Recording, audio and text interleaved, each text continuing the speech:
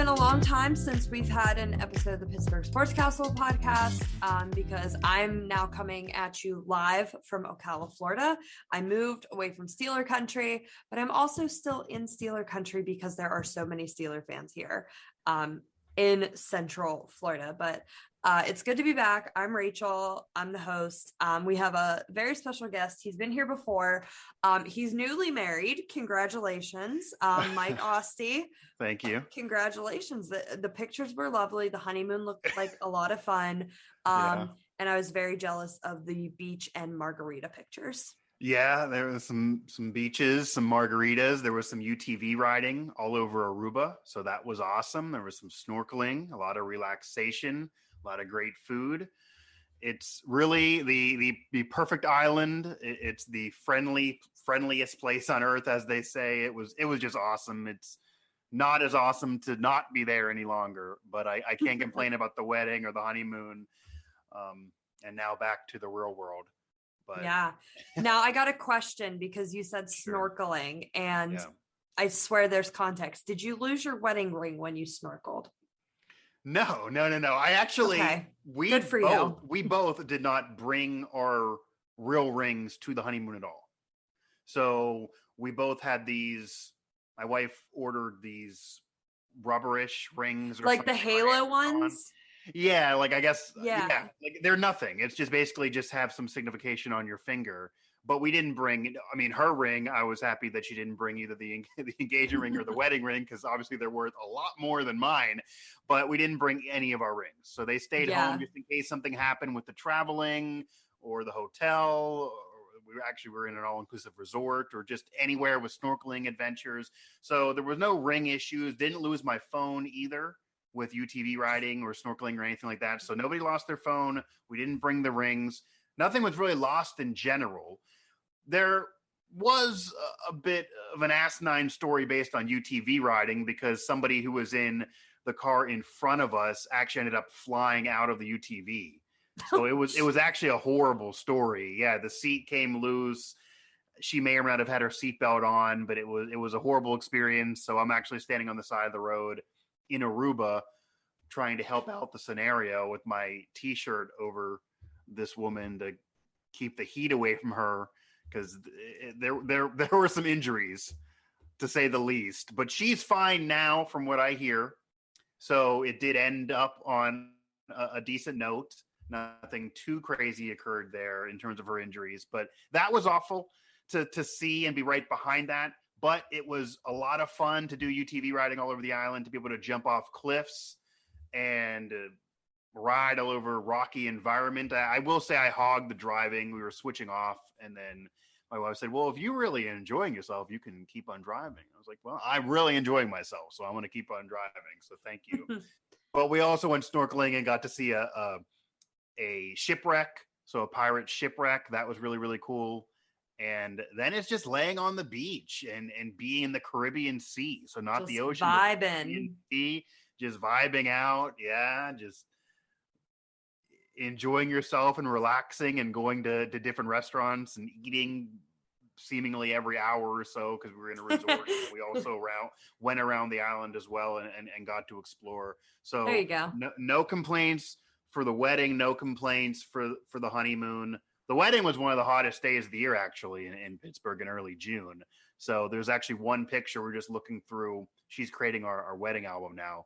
And there's one picture that I might have been shedding a tear as I was watching her walk down the aisle, but she likes to say that I potentially was just wiping sweat off my face because it was 105 degrees or something.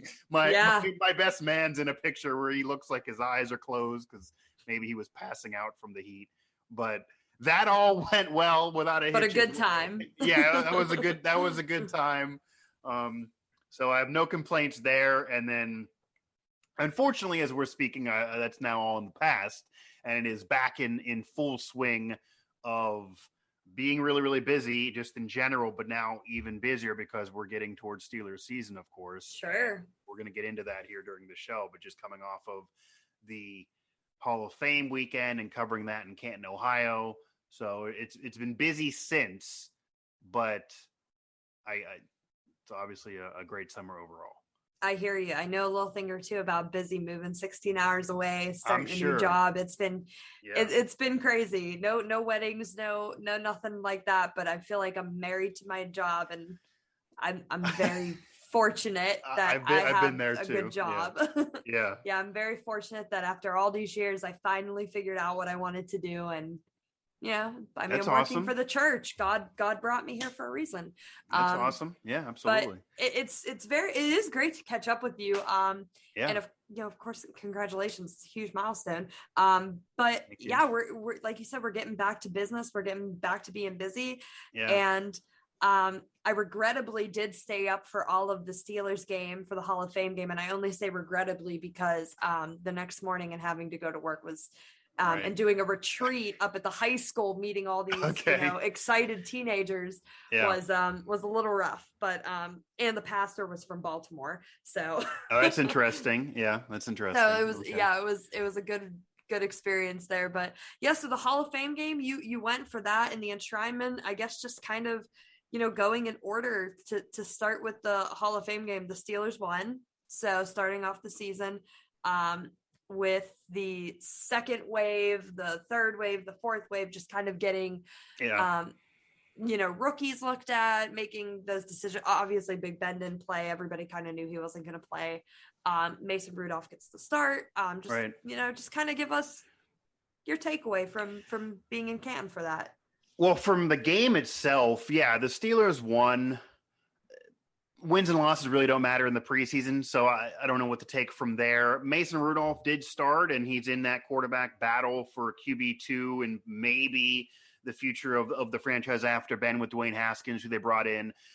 Bringing in Dwayne Haskins made a lot of sense. Low risk, high reward move. He's a former first-round pick, so he had his problems with Washington, more problems off the field and with the coaching staff, and kind of surprising they would actually give up on him so quickly, even though he wasn't great on the field either.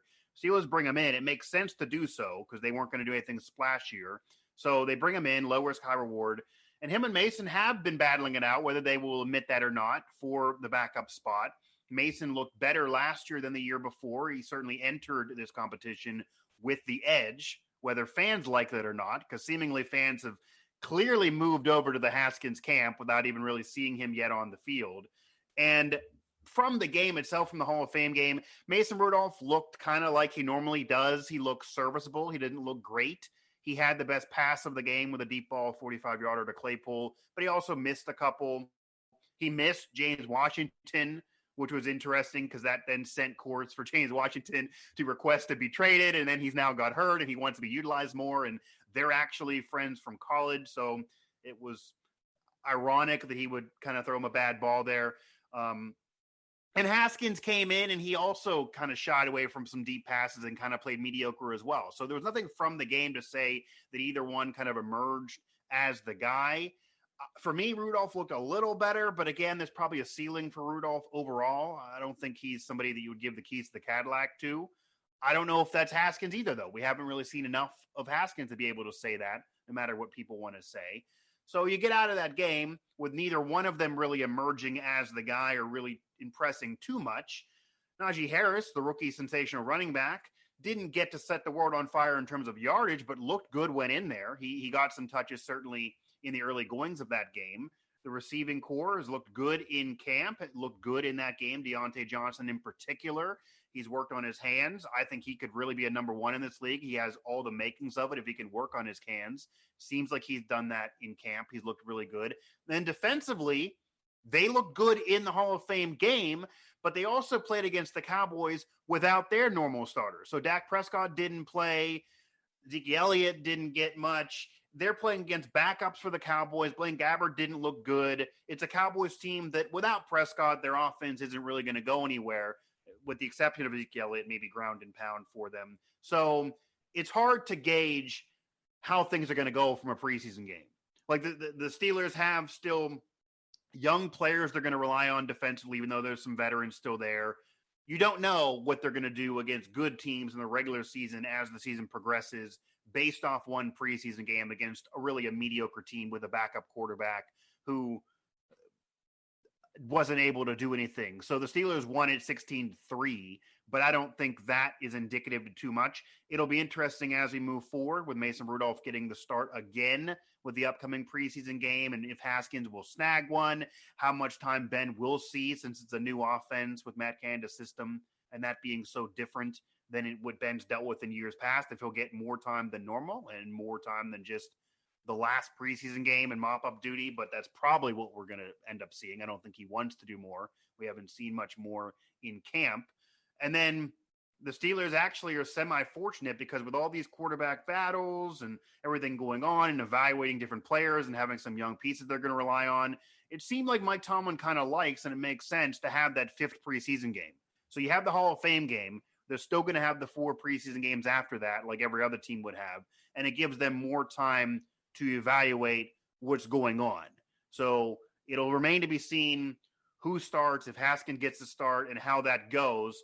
Josh Dobbs oddly looked the best out of those 3 in that Hall of Fame game, but obviously it's a moot point because he's not going to be more than the third-string quarterback. And I've said to people, too, maybe his life work actually is away from football because he's literally a rocket scientist. So we might need him for other things than to be the third-string quarterback on the Steelers. He's probably a future coach in the league. But it was cool for the Steelers to be in that game, and certainly from what they said, especially with so many Steelers being inducted that weekend and having the double classes of the 2020 and then 2021 as well because of the pandemic and jamming them together. And Mike Tomlin said as much. He thought it was cool. They actually were back, though, at training camp on Saturday. So they did the game. They weren't staying all weekend. They were back at training camp practicing away while I was still covering the ceremonies over the weekend.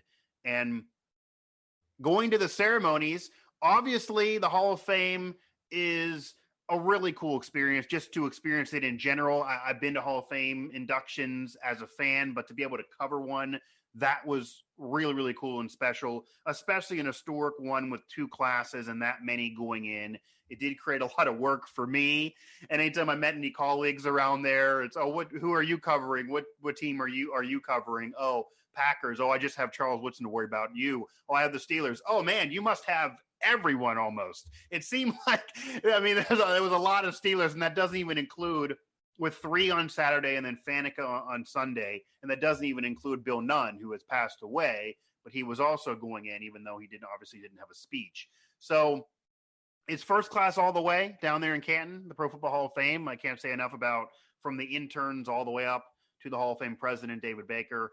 First class all the way, round table, golden jacket ceremony, everything was first class all the way. The coverage was a little bit difficult at times because of the pandemic. We were actually in a room watching it on TV for the golden jacket ceremony, so we couldn't even get in the auditorium for that. We did get in eventually for the round table, but they were forced to do it this way because they wanted to be able to celebrate these players. They didn't want to just say, okay, 2020 class, you're in, but we can't give you a speech because of the pandemic. They did it together. I think while they did the best they possibly could, it's best to avoid this scenario again, not just the workload on the media. Obviously, that wouldn't be a good reason for them to avoid it, but the fact that having that many people going in, doing golden jacket, doing the ceremony, I feel like it did dilute it a little bit. I will admit even some fatigue for me, the second day covering for Faneca after the gauntlet of the days before. And that many people going in, it moved them to only 6-minute speeches, which nobody wants to hear anybody speak for a half hour. But it felt like it was kind of crammed in anyway. And the Sunday ceremony for the 2021 class was at 7 p.m. at night. So talking about being up all night and then having to go to work, I didn't even finish that work until around 11 or so, and our hotel finished Sunday morning. So I checked out Sunday morning, and then I drove back to Pittsburgh from Canton, which is a 2-hour drive, and got home at, say, 1 in the morning or something like that, and ended up working till 2 in the morning after the Thursday night game. So I had many of those nights that weekend with the way the schedules worked. But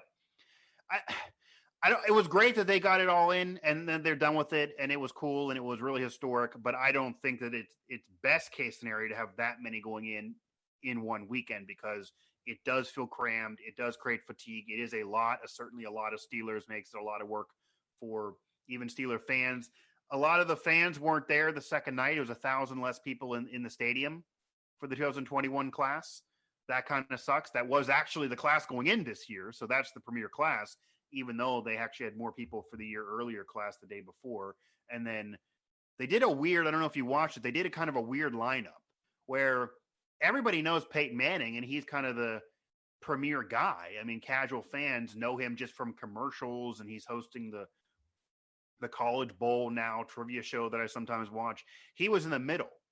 So he didn't go on last. I thought that was kind of weird. I don't know what the thought process there was, but he didn't go on last. Polamalu, who surprised everybody at the parade on Saturday morning that he could show up after not being able to because he tested positive for COVID the week before, got his negative test, I think, on Friday. He didn't go last either. So the lineup was weird. It was being crammed together, I think, created kind of some fatigue and a little bit of a negative scenario. But overall, it was first class. Overall, it was a cool experience. Overall, I'm definitely glad I did it, and I'll definitely remember it forever. And it was something different going as a fan in the past to covering it. I didn't even actually get to walk around the museum at all and experience the Hall of Fame as fans would. I was so busy with everything else going on.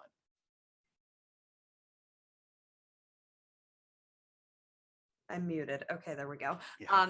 Great insight. So for me, one of the biggest takeaways from the Hall of Fame inductions, and of course, I watched the clips of the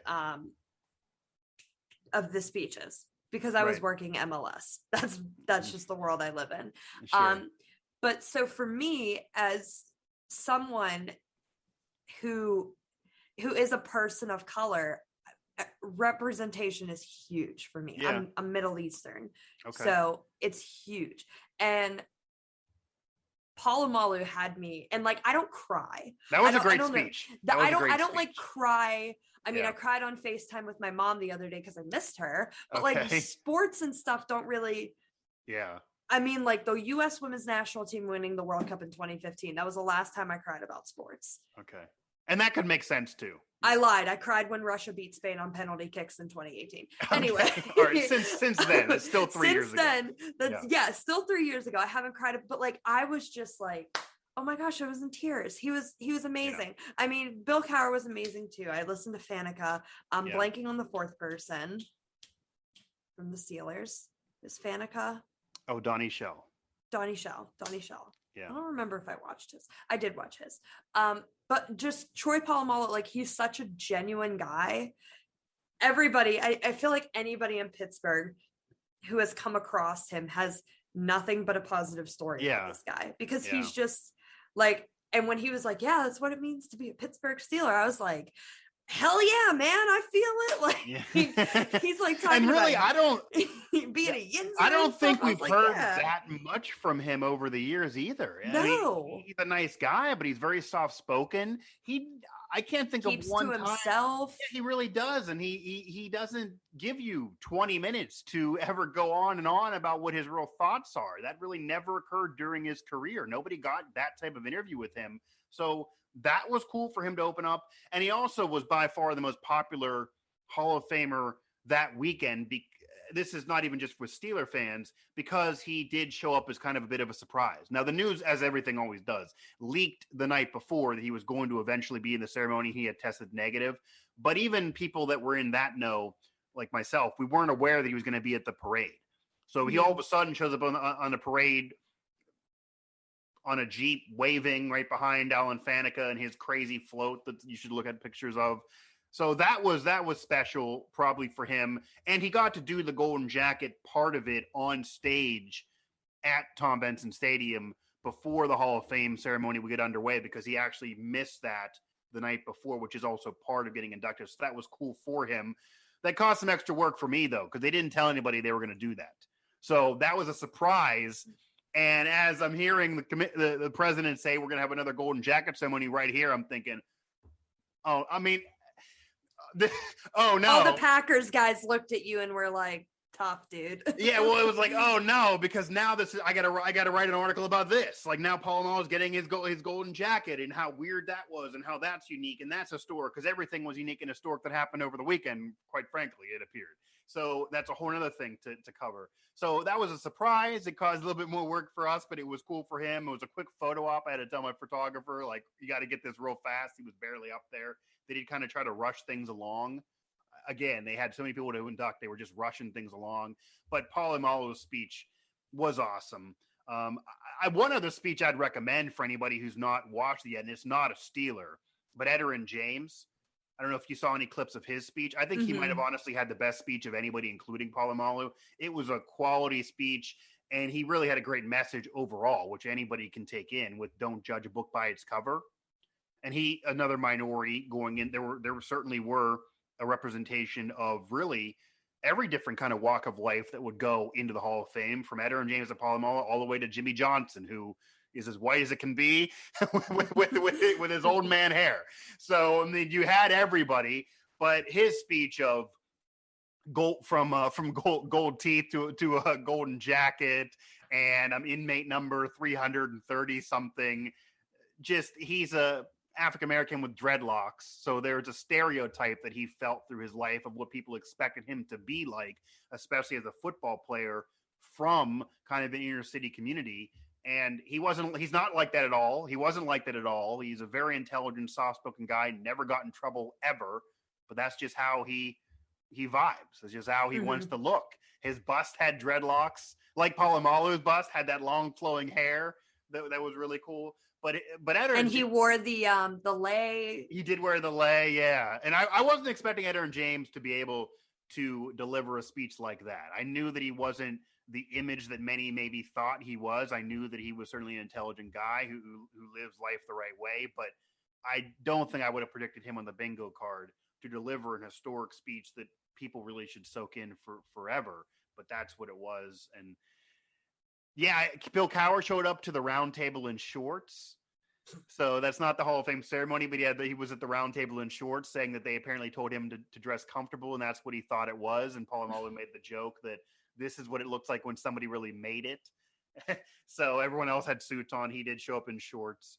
And it also was cool to see the differences of, you have Peyton Manning, Charles Woodson going in, first ballot Hall of Famers. They knew they were getting in the second they retired. There was no debate anyone would ever have. And then you have a guy like Drew Pearson or Cliff Harris, who played decades upon decades upon decades ago. Drew Pearson on the 70s Cowboys teams, and having to wait so long. Or even a Tom Flores, the head coach of the Oakland Raiders, who actually is of Mexican descent, was the first head coach in the NFL to be of Hispanic Mexican descent, was the first such to win a championship, to win a Super Bowl. He did it twice in Oakland and LA, which he's the rare guy to win it in two different cities for the same franchise, because they moved at the time.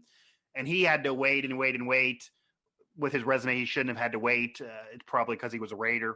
But for him to experience it in a wheelchair at 84 years old, I mean, you don't know how long these people were going to keep on living to experience these things. So, and then you have that in contrast with the first ballot Hall of Famers who are younger.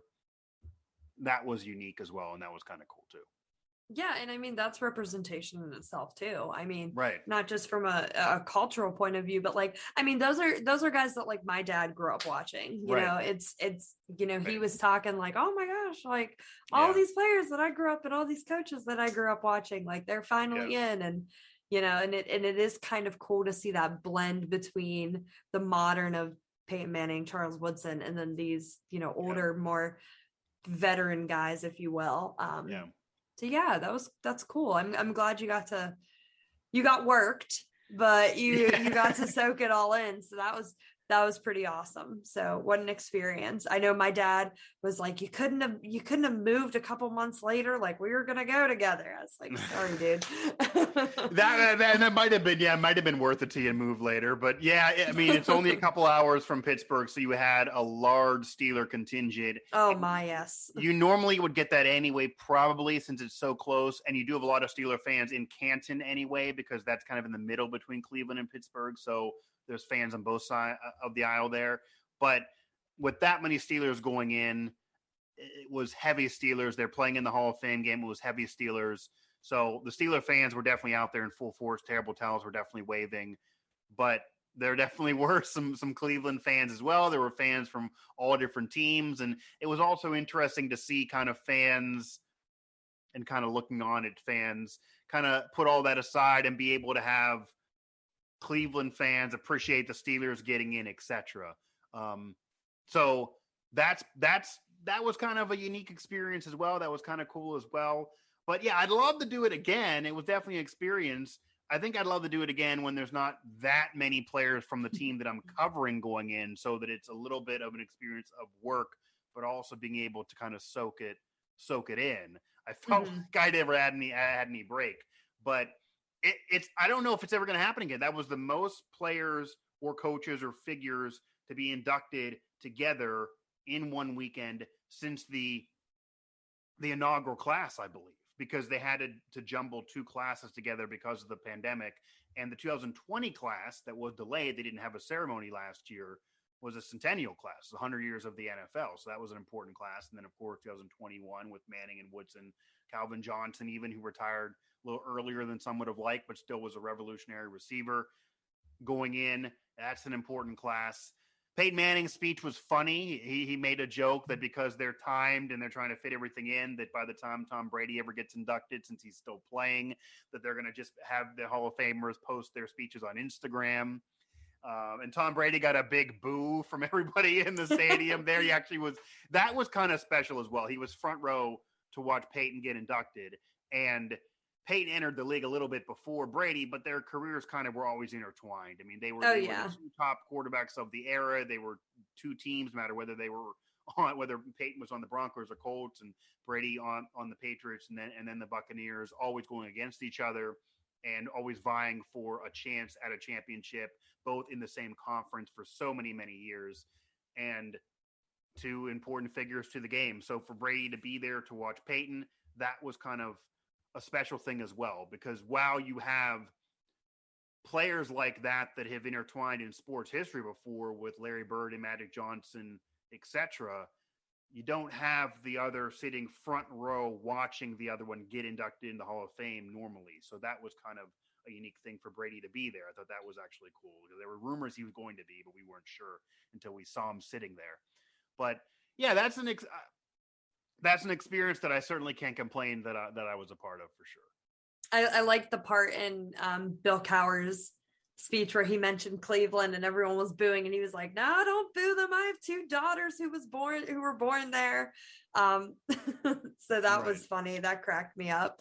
But yeah, so I mean, just kind of generally to kind of move past the Hall of Fame, just any takeaway? You've been to training camp a bunch, and training camp is being held at Heinz Field, if I'm correct. Yeah. Because of COVID and everything with St. Vincent and stuff, and they can't really be intertwining too much with the students up there and whatnot. They got the seminary up there, all kinds of stuff.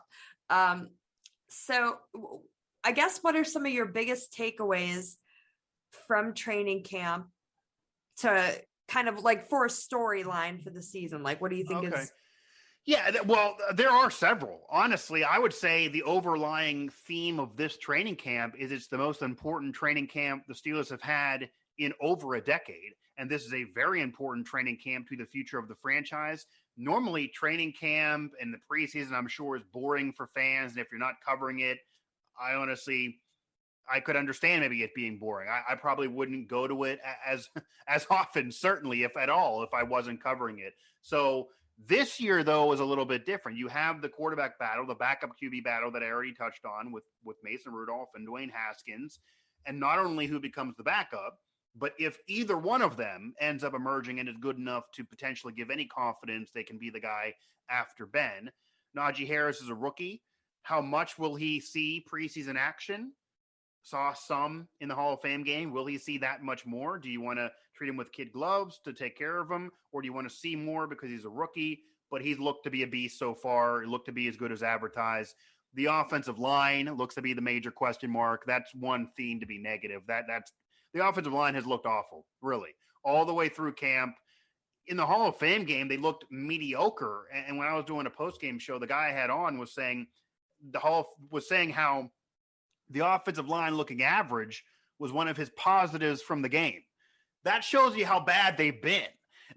So the offensive line is young. There are pieces there, Zach Banner, etc. They've been injured. They haven't really got to see time, so they haven't really got to work together like what they're supposed to be in the regular season. But that's been rough, and that could be a problem for the running game, etc. We have not really been able to see how Ben is going to handle the Matt Canada offense because it is different than what he's dealt with in those Kings. We haven't seen tons from Ben, but the offense overall has looked good. Certainly the receivers have looked good in that new offense. The defense has been questionable, but figuring with those veterans will be okay. I would say the takeaways right now is the offensive line is going to be a problem. That's going to be the weakness of the team. Everybody knew that going in, but it's even worse from what we're seeing at camp. That needs corrected or everything else isn't going to really matter. And the QB battle is there, but neither guy has emerged as the guy. And I also don't really get some fan perceptions out there because it does appear that a lot of fans have already jumped on the Haskin train and feel like he should be inducted in Canton someday as well. We haven't seen nearly enough from him to be able to say that. You cannot like Rudolph all you want, even though I think that he does have the edge with the Steelers. But that doesn't mean that you got to be on the Haskins camp either. There's just nothing from either one that has really emerged them as the guy. And Tomlin also has kind of been a little testy most of camp. He seemingly hasn't. I don't know if he's not liked what he sees in front of him or there's more stress, because I know from talking with people that work with the Steelers, they're more stressed out and feel like there's no more work on them by doing this at Heinz Field versus St. Vincent, which is interesting because it's probably easier for us in media since we're just driving to the North Shore rather than going to go to St. Vincent and potentially stay there or have to walk the whole thing. My step count was nuts when I would cover those. But Tomlin's not been thrilled most days. And Devin Bush is there, and TJ Watt is not there practicing because the rumor is that can't happen until he signs the new contract. And Joe Hayden wants to stay a Steeler, but how's that money going to work? So there's some contractual news as well that you'll see how that'll work for years to come. And if they're going to be able to keep as many of these guys in the future, TJ Watt obviously is that number one priority. But this is a training camp that I do feel like Steeler fans are following this more than they normally would with camp. The preseason getting more action than it normally would.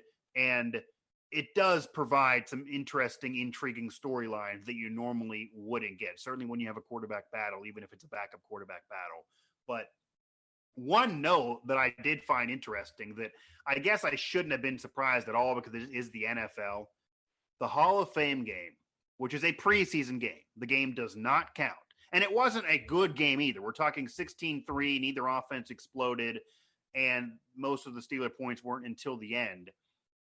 And it outrated, TV rating-wise, numerous games in the NBA Conference Finals and the Stanley Cup Final.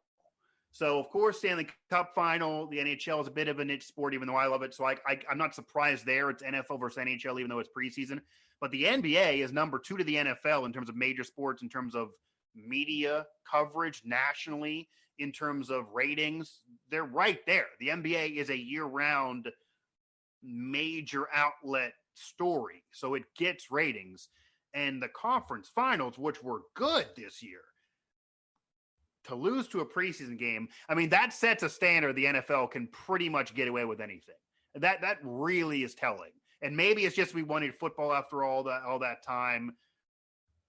I don't know. That was telling.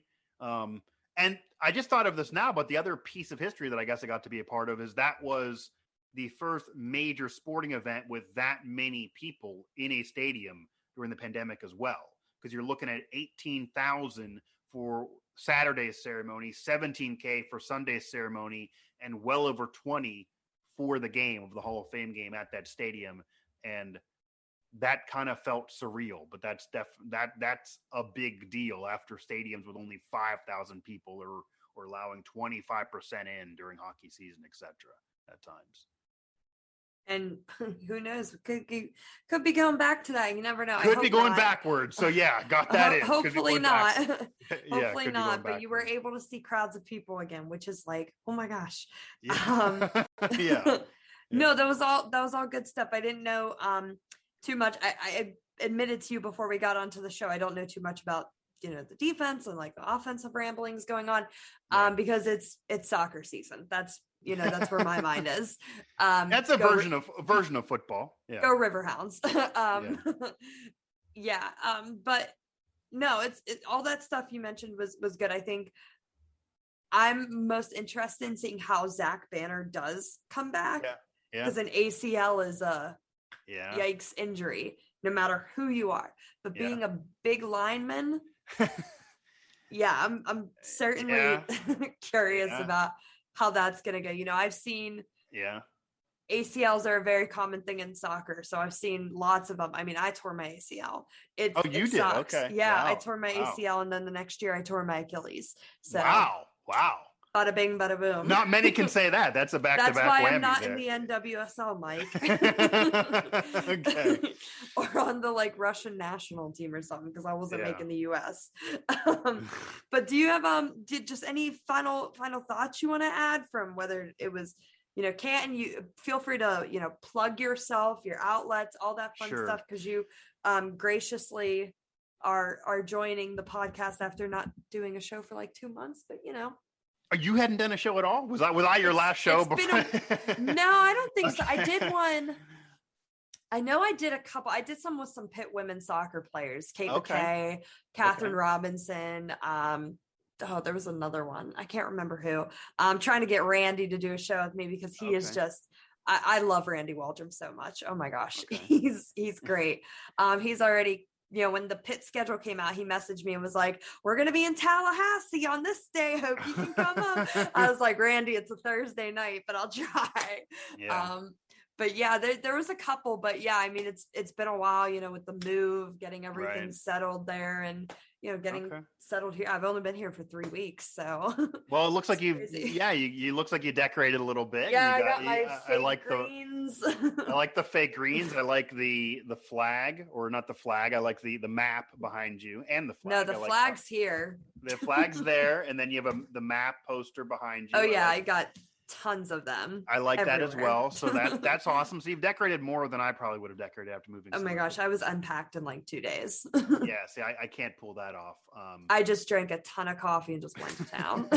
But anyway, Mike, feel free to plug yourself, do all that fun stuff. But yeah, I mean, anytime you need me, let me know for sure. Definitely had a good time again. And yeah, all these stories, of course, are going to keep on churning because you just never know when you're dealing with the training camp and going into the preseason and regular season. So it was cool to cover the Hall of Fame. That's a once-in-a-lifetime experience. I cover the Steelers. They're probably not going to be in that game again for their 8 to 10 years. Normally, they don't like to put the same team in all the time. So it was awesome to be able to experience that. It was an historic situation to be able to experience that because it's me that always involves asinine stories and a bit of stress, but I don't mind that as well. And you can find me, of course, for that Steeler coverage on Steelers Now, which is a part of Pittsburgh Sports Now, as well as Pittsburgh Sports Live, which is a video audio side that we run, a YouTube channel off of that network. Also do stuff for Metro News down there in West Virginia, and occasionally on the Fan in Pittsburgh at 93.7. And really just simply, you can follow me at Mike Asti 11. So at Mike ASTI 11. And then you can find everything I link up there. It's kind of an easy way to follow. But yeah, Steelers Now is where the Steelers coverage is, which was the point of this show. And we're gonna be at it all season long. This actually, for me personally, and I've been credentialed covering the Steelers in some capacity for about 5 years now, going back to even when I was with the Trib and doing a couple full seasons now in a row. But this now is my first full season covering the Steelers as part of the Pro Football Writers. So I got accepted into that a year ago. So that's also nice as well. And it will be nice for our outlet to have another one. So we have some votes we can sling people's way depending on how things go. But yeah, again, SteelersNow.com for the Steelers coverage and at Mike Asti 11 for me on Twitter. And you can find my podcast and the YouTube channel and different things I'm doing, all really from going to that Twitter account. But I definitely appreciate it. Good to talk to you. Glad you're doing well. And we'll have to reconnect sometime soon as well. Oh, definitely. Just the last couple house cleaning items. If you like soccer, you can follow me on Twitter at Rachael Kriger. I will be tweeting about the Steelers. Don't worry. It's a good follow as well. Rachel actually can tell you that my Twitter account, not only do you get sports, but you also get random questions and random factoids. Oh my gosh. Mike's random thoughts of the day keep me up at night. Like it'll be something about like ketchup, and I'm like, he's got me thinking. Yeah, I had something today about salt and vinegar chips as being the most underrated chip. I bumped that from a past tweet of mine that went viral, and then also, have you met barbecue? I have met barbecue, but salt and vinegar are right up there as well. And because barbecue gets all the love, salt and vinegar then would be underrated. But they're both elite chips. Chips. I would induct both of them into the Chip Hall of Fame. I'll put you that way. And then also, I think the question I threw up there for a random question was, what is something that somebody said to you as an insult, but you could take it as a compliment? Something somebody said to you, they didn't mean it to be a compliment, but you could say, for example, somebody once told me that I was relentless, and they were kind of annoyed by this, but that's a compliment in my eyes and led to my success. So something that was said to you as maybe meant as an insult or not a compliment that you could take as a compliment. I'd have to think about that one. You can think about that and get back to me. The only thing that I can think about is when I was like 20 and I was coaching like 13 and 14-year-olds, I had a kid come up to me and ask whose parent I was. So I was like, wow, okay. He thinks that I can like be an adult. I mean, he thinks cool. You're older. Yeah, at that age, that's cool to older. And I guess older sometimes means wiser. So you never maybe. It was very, maybe. I was like, how old do you think I am? Yeah, it was crazy. Or kids that age maybe just don't understand age and thought like, okay, 14, you should be having a kid, and when you're 30, you're a grandparent. And it just might have been all skewed to reality. I mean, when I was a kid, I used to ask, why was I not older than my brother? Because I didn't understand the concept of years, and my birthday's in October and his is in December. And my mom was like, oh no, sweetie. So, but always good to chat about Steelers. Absolutely. UTVs, random questions, always. Thanks for joining us, and that's a wrap for us until next time. Hopefully it won't be 2 months, but you never know. Youth ministry takes me in weird places, so thanks again, Mike, and we'll see y'all next time. Nope.